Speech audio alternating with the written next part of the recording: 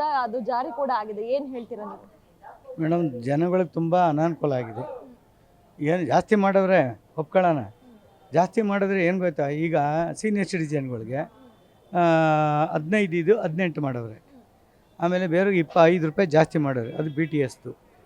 But ಜನಗಳಿಗೆ ಈ change ಕೊಡಲಿಲ್ಲ ಅಂದರೆ ಕೆಳಗಡೆ ಇರಿಸ್ತಾರೆ ಕಂಡಕ್ಟ್ರು. ಚೇಂಜ್ ಕೊಡೋಕೆ ಅವ್ರ ಕೈಲೂ ಆಗ್ತಾಯಿಲ್ಲ ಅಲ್ವಾ. ಬಟ್ ಜನಗಳು ತುಂಬ ತೊಂದರೆ ಆಗಿದೆ. ಆಮೇಲೆ ಮಿನಿಮಮ್ ಎಲ್ಲೇ ಹೋಗ್ಬೇಕಾದ್ರೆ 300-400 ರೂಪಾಯಿ ಜಾಸ್ತಿ ಮಾಡವ್ರೆ. ಔಟ್ಸೈಡು ಈಗ ನೀವು ಈ ಚಿಕ್ಕಮಂಗ್ಳೂರು ಹೋಗ್ಬೇಕಾ, ಕಡಿಮೆ ಅಂದರೆ 370 ರೂಪಾಯಿ ಜಾಸ್ತಿ ಆಗಿದೆ. ಬಟ್ ತುಂಬ ತೊಂದರೆ ಆಗಿದೆ ಮೇಡಮ್ ಜನರಿಗೆ. ಈಗ ಏನು ಅಂತ ಅಂದ್ರೆ ಹೆಣ್ಮಕ್ಳಿಗೆ ಗ್ಯಾರಂಟಿಗಳನ್ನ ಫ್ರೀ ಕೊಟ್ಟಿದ್ದಾರೆ. ಬಸ್ಸಲ್ಲಿ ಹೆಣ್ಮಕ್ಳಿಗೆ ಫ್ರೀಯಾಗಿ ಓಡಾಡಕ್ ಬಿಟ್ಟಿದ್ದಾರೆ. ಇದು ಈ ಹೆಣ್ಮಕ್ಳಿಗೆ ಫ್ರೀ ಕೊಡ್ಕೊಂಡು ಗಂಡು ಮಕ್ಳು ಜಾಬ್ಗೆ ಕತ್ರಿ ಆಗ್ತಿದಾರಲ್ಲ. ಅದೇ ನನಗೇನು ಹೇಳ್ತೀನಿ, ಒಂದು ಈ ಹೆಂಗಸ್ರಿಗೆ ಫ್ರೀ ಕೊಟ್ಟಿರೋದ್ರಿಂದ ಗಂಡು ಮಕ್ಳಿಗೆಲ್ಲ ಜಾಸ್ತಿ ಮಾಡಿ ಆ ದುಡ್ಡನ್ನ ಇಲ್ಲಿ ಹಾಕ್ಕೊಂಡು ಈ ಸರ್ಕಾರ ಮೋಸ ಮಾಡ್ತಾವ್ರೆ ಅಷ್ಟೇ. ಹೌದು ಹೌದು. ಈಗ ಹೆಣ್ಮಕ್ಳಿಗೆಲ್ಲ ಫ್ರೀ ಕೊಟ್ಟವ್ರಲ್ಲ, ಫ್ರೀ ಎಂತ ಬೇಕಾಯ್ತು ಮೇಡಮ್? ಇದು ಅವಶ್ಯಕತೆ ಇರಲಿಲ್ಲ. ಕೊಡಲಿ, ಸ್ಕೂಲ್ ಮಕ್ಳಿಗೆ ಕೊಡಲಿ, ಮತ್ತು ಓಲ್ಡ್ ಏಜ್ ಕೊಡಲಿ. ಆಮೇಲೆ ಮಕ್ಕಳಿಗೆ ಒಂದು ಫೀಸ್ ಕಟ್ಟೋಕ್ಕೆ ಮಿನಿಮಮ್ 50% ಕೊಡಲಿ, ಒಪ್ಕೊಳ್ಳೋಣ. ಇವೆಲ್ಲ ಗ್ಯಾರಂಟಿ ಅದು ಅವಶ್ಯಕತೆ ಇರಲಿಲ್ಲ. ಈ ಗ್ಯಾರಂಟಿ ಮುಚ್ಕೊಳ್ಳೋಕ್ಕೆ ಹೆಣ್ಮಕ್ಳು ಫ್ರೀ ಕೊಟ್ಟಿರೋದಕ್ಕೆ ಈ ಗಂಡು ಮಕ್ಕಳಿಗೆ ಬಸ್ ಚಾರ್ಜ್ ಜಾಸ್ತಿ ಮಾಡೋದು, ಇದು ತುಂಬ ತಪ್ಪಿದೆ ಮೇಡಮ್. ಮುಂದಿನ ಹೋರಾಟ ಖಂಡಿತ ಆಗುತ್ತೆ. ಬಟ್ ಇದು ಸರ್ಕಾರ ಮಾಡ್ತಾರೆ ತುಂಬ ತಪ್ಪೈತೆ. ಈಗ ಅದೇ ರೀತಿ ಏನು ಬಸ್ ಟಿಕೆಟ್ ದರ ಏರಿಕೆ ಅಷ್ಟೇ ಅಲ್ಲ, ಹಾಲಿನ ದರ ಆಗಿರ್ಬೋದು, ನೀರಿನ ದರ ಆಗಿರ್ಬೋದು, ಎಲ್ಲಾದ್ರ ದರನೂ ಕೂಡ ಏರಿಕೆ ಮಾಡ್ಕೊಂಡು ಹೋಗ್ತಾನೆ ಇದೆ ಈ ಗ್ಯಾರಂಟಿಗಳಿಂದ. ಹೌದು ಮೇಡಮ್, ಖಂಡಿತ. ನಾಳೆ ಹಾಲಿನ ದರನೂ ಜಾಸ್ತಿ ಆಗುತ್ತೆ, ನೀರಿಂದು ಆಲ್ರೆಡಿ ಅದು ಜಾಸ್ತಿ ಮಾಡ್ತಾರೆ, ಆಯಿತಾ. ಆಮೇಲೆ ಮೆಟ್ರೋನೂ ಜಾಸ್ತಿ ಮಾಡ್ತಾ ಇದ್ದಾರೆ. ಇದು ಏನಾಗಿದೆ ಅಂದರೆ ಈ ಕಾಂಗ್ರೆಸ್ ಸರ್ಕಾರ ಏನು ಮಾಡ್ತಾನೆ ಅನ್ನೋದು ನಮಗೆ ಅರ್ಥ ಆಗ್ತಾ ಇಲ್ಲ. ಒಟ್ಲ ಜನರಿಂದ ಜೋಬಿಗೆ ಕತ್ತರಿ ಆಗ್ತಾವ್ರೆ. ಈ ಫ್ರೀ ಅಂತೂ ಬೇಕಿಲ್ಲ ಮೇಡಮ್, ಈ ಫ್ರೀ ಅಂತೂ ನೆಸಿಟಿ ಇರಲಿಲ್ಲ. ನೀವು ಎಲ್ಲಿಂದ ಓಡಾಡೋದು ಡೈಲಿ? ಎಲ್ಲಿಂದ ಓಡಾಡ್ತೀರಾ ಡೈಲಿ? ಮೇಡಮ್, ನಾನು ಡೈಲಿ ತುಮಕೂರು ಮತ್ತು ಬೆಂಗಳೂರು ಓಡಾಡ್ತೀನಿ. ಬಸ್ಸಲ್ಲೇ ಓಡಾಡ್ತಿದ್ರಾ, ಟ್ರೈನಲ್ಲಿ ಓಡಾಡ್ತೀನಿ? ಎಷ್ಟಾಗ್ತಾ ಇತ್ತು ತುಮಕೂರ್ಗೂ ಇಲ್ಲಿಗೂ? ಮೇಡಮ್, ಅವಾಗ ನಮಗೆ ತುಮಕೂರಿಗೆ ಕುಣಿಗಲ್ ಹೋಗ್ಬೇಕಾದ್ರೆ ನಮಗೆ ಸೀನಿಯರ್ ಸಿಟಿಜನ್ಗೆ 63 ರೂಪಾಯಿ ಇತ್ತು. ಈಗ ಏನಾಗಿದೆ, 20 ರೂಪಾಯಿ ಜಾಸ್ತಿ ಮಾಡವ್ರೆ ಸೀನಿಯರ್ ಸಿಟಿಜನ್. ತುಮಕೂರ್ಗೆ ಅಷ್ಟೇ ಸೇಮು. ಹೌದು. ಬಟ್ ಜನಗಳಿಗೆ ತುಂಬ ತೊಂದರೆ ಆಗಿದೆ. ಈ ಕಾಂಗ್ರೆಸ್ ಸರ್ಕಾರ ಏನು ಮಾಡುತ್ತೆ ಏನು ಹೇಳೋಕ್ಕಾಗ್ತಾಯಿಲ್ಲ. ಮುಂದಿನ ದಿನದಲ್ಲಿ ಜನಗಳಿಗೆ ಅರ್ಥ ಆಗಬೇಕು, ಅದು ಅರ್ಥ ಮಾಡ್ಕೋಬೇಕು ಅಷ್ಟೇ, ಇನ್ನೇನು ಇಲ್ಲ.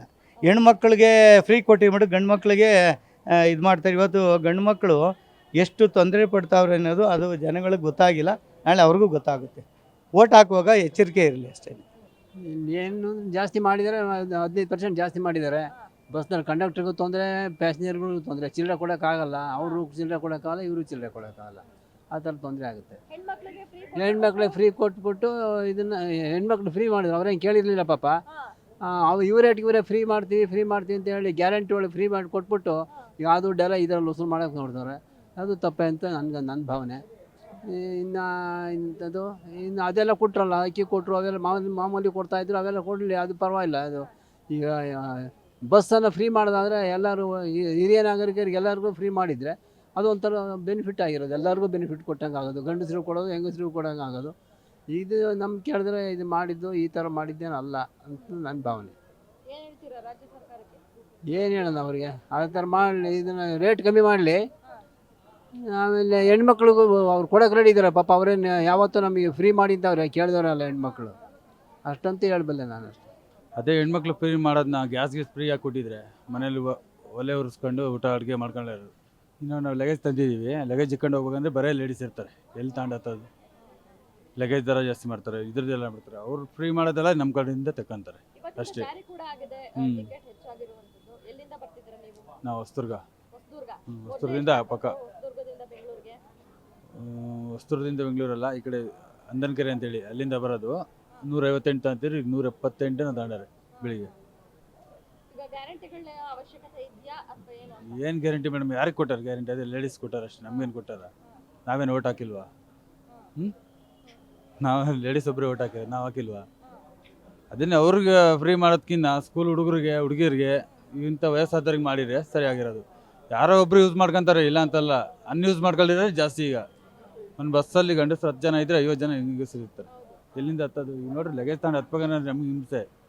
ಸರ್, ಬಸ್ ಟಿಕೆಟ್ ದರ ಹೆಚ್ಚು ಮಾಡಿದ್ದಾರೆ, ಇವತ್ತಿಂದ ಜಾರಿ ಕೂಡ ಆಗಿರುವಂತದ್ದು ಮಧ್ಯರಾತ್ರಿಯಿಂದ. ನೀವು ಎಲ್ಲಿಂದ ಬರ್ತಾ ಇದ್ದೀರಾ, ಏನ್ ಕತೆ? ಅರಸೀಕೆರೆ ಆ ಕಡೆಯಿಂದ ಬರ್ತಾ ಇದ್ದೀನಿ, ಎಲ್ಲಿಂದ? ಅರಸೀಕೆರೆ ಸೈಡ್ನ ನಾನು. ಈ ಬಸ್ಸು ಚಾರ್ಜಸ್ ಹೆಚ್ಚಾಗಿರೋದು ನಿಜಕ್ಕೂ ಒಂದು ಹೇಳಲಾರದ ಸಂಗತಿ ಇದು. ಯಾಕೆ ಅಂತಂದರೆ ನೀವು ಈ ಸರ್ಕಾರದವರು ಈ ಹೆಣ್ಣು ಮಕ್ಕಳಿಗೆ ಫ್ರೀ ಕೊಟ್ಬಿಟ್ಟು ಈ ಸರ್ಕಾರನೇ ಅರ್ಧ ಹೋಗ್ಬಿಟ್ಟಿದೆ, ಅದು ಐದಲ್ಲಿ ಹೋಗಿದೆ, ಎಲ್ಲದರಲ್ಲೂ ಹೋಗಿದೆ. ಈ ಥರ ಹೋಗಿರೋದ್ರಿಂದ ನೀವು ಸಹಾಯ ಮಾಡಿ, ವಿದ್ಯಾರ್ಥಿಗಳಿಗೆ ಮಾಡಿ, ಆ ವೃದ್ಧರಿಗೆ ಮಾಡಿ, ಅಂಥವ್ರಿಗೆ ಮಾಡಿ, ಭಾಳ ಸಂತೋಷ. ನೀವು ಯಾವಾಗ ಈ ಆಧಾರ್ ಕಾರ್ಡನ್ನು ಪಬ್ಲಿಷ್ ಮಾಡ್ಕೊಂಬಿಟ್ಟು ಅದನ್ನು ತೋರಿಸ್ಕೊಂಡು ನೀವು ಹೆಣ್ಮಕ್ಳಿಗೆ ಫ್ರೀ ಕೊಡ್ತಾ ಇದ್ದೀರೋ, ಇದರಿಂದ ಬಹಳ ಸರ್ಕಾರ ಬಹಳ ಲಾಸ್ ಆಗ್ತಾಯಿದೆ. ಅದನ್ನು ಫಸ್ಟು ಅವಾಯ್ಡ್ ಮಾಡಿ ನಿಲ್ಲಿಸ್ಬಿಟ್ಟು ಆಮೇಲೆ ಮುಂದಿನ ಯೋಚನೆಯನ್ನು ಮಾಡಿ. KSRTC ಬಸ್ ಚಾರ್ಜಸ್ ಹೆಚ್ಚಾಗಿರೋದು ಇದು ಬಹಳ ಅನ್ಯಾಯ. ಅಂದ್ರೆ ನೀವು ಹೇಳ್ತಿರೋದು ಈ ಒಂದು 5 ಗ್ಯಾರಂಟಿಗಳಲ್ಲಿ ಒಂದು ಮಾತ್ರ ಕ್ಯಾನ್ಸಲ್ ಮಾಡಬೇಕು. ಆಧಾರ್ ಕಾರ್ಡನ್ನು ಎಕ್ಸ್ಟೆಂಡ್ ಮಾಡಿ, ಅದರಿಂದ ಫ್ರೀನ ಮಾಡೋದ್ರಿಂದ ಯಾರಿಗೂ ಅನುಕೂಲ ಆಗೋದಿಲ್ಲ. ಯಾಕೆಂದರೆ ಈಗ ಇರ್ತಕ್ಕಂಥವ್ರು ಅವರಿಗೆ ಇದು ಕೊಡೋಕ್ಕಾಗ್ತಾ ಇಲ್ಲ, ಅವರಿಗೆ ಸಂಬಳ ಕೊಡೋಕ್ಕಾಗ್ತಾ ಇಲ್ಲ. KSRTC ಅವ್ರಿಗೆ ಅಂತ ಅಲ್ಲ, ಎಲ್ರಿಗೂ ತೊಂದರೆ ಆಗ್ತಾ ಇದೆ. ಇದರಿಂದ ಆದಷ್ಟು ಅವಾಯ್ಡ್ ಮಾಡಿ ಅಂತ ನನ್ನ ಒಂದು ಅನಿಸಿಕೆ. ಮೇಡಮ್, ಇದು ರಾಜ್ಯ ಜನಗತೆ ಅವಶ್ಯಕತೆ ಇರಲಿಲ್ಲ. ಫ್ರೀ ಅಂತ ಹೆಸರು ಹೇಳ್ಬಿಟ್ಟು ಒಂದು ಕೈಯಿಂದ ತಗೊಂಡು ಒಂದು ಕೈಯಿಂದ ಕಿತ್ಕೊಳ್ಳೋಂಥ ಕೆಲಸ ಮಾಡ್ತಾಯಿದ್ದಾರೆ. ಉದಾಹರಣೆಗೆ ಗಂಡಸ್ಗಳು ದುಡಿತಾ ಇರಬೇಕು, ಹೆಂಗಸ ಮನೇಲಿರಬೇಕು, ಗಂಡಸ ಹತ್ರ ಕಿತ್ತು ಹೆಂಗಸು ಕೊಡೋಂಥ ಕೆಲಸ ಆಗ್ತಾಯಿದೆ. ಇದು ಅವಶ್ಯಕತೆ ಇರಲಿಲ್ಲ. ಫ್ರೀ ಕೊಡಬೇಕು. ಯಾರು ಕೊಡಬೇಕಿತ್ತು? ವಯಸ್ಸಾದವ್ರಿಗೆ ಅಥವಾ ಆರೋಗ್ಯ ಸಮಸ್ಯೆ ಇರೋಂಥವ್ರಿಗೆ, ವಯಸ್ಸಾದವ್ರಿಗೆ, ವಿದ್ಯಾರ್ಥಿಗಳು ಫ್ರೀ ಕೊಟ್ಟಿದ್ರೆ ಅವ್ರಿಗೆ ಎಜುಕೇಷನ್ಗೆ ಉತ್ತಮ ಆಗೋದು. ಇದು ಯಾರೇ ಫ್ರೀ ಕೊಟ್ಟರು ಅವ್ರ ಮನೆಯಿಂದ ಏನೂ ತಂದುಕೊಳ್ಳೋದಿಲ್ಲ, ಎಲ್ಲ ನಮ್ಮ ಮೇಲೆ ಹೊರೆ ಹಾಕ್ತಾರೆ. ಅದರಿಂದ ಇದು ಅವಶ್ಯಕತೆ ಇರಲಿಲ್ಲ. ಈ ಬಸ್ ದರ ಏರಿಸಿರೋದು ಸಾರ್ವಜನಿಕರಿಗೆ ಹೊಟ್ಟೆ ಮೇಲೆ ಬರೆ ಹೊಡೆದಾಗ ಆಗ್ತಾಯಿದೆ. ಯಾಕೆಂದರೆ ಅವರು ಕಷ್ಟಪಟ್ಟದನ್ನ, ಈಗ ಉದಾಹರಣೆ ಮೈಸೂರಿಂದ ಹೋಗ್ಬೇಕು ಅಂದರೆ ಇವಾಗ ನಾನು 146 ಹೋಗ್ತಾಯಿದ್ದೆ. ಇವಾಗ ಹೋಗ್ಬೇಕು ಅಂದರೆ ಒಂದು 30 ರೂಪೀಸ್ ಜಾಸ್ತಿ ಆಗಿದೆ. ಅದೇ ರೀತಿ ಕರ್ನಾಟಕದಲ್ಲಿ ಎಷ್ಟೋ ಜನ ಟ್ರಾವೆಲ್ ಮಾಡ್ತಿದ್ದಾರೆ.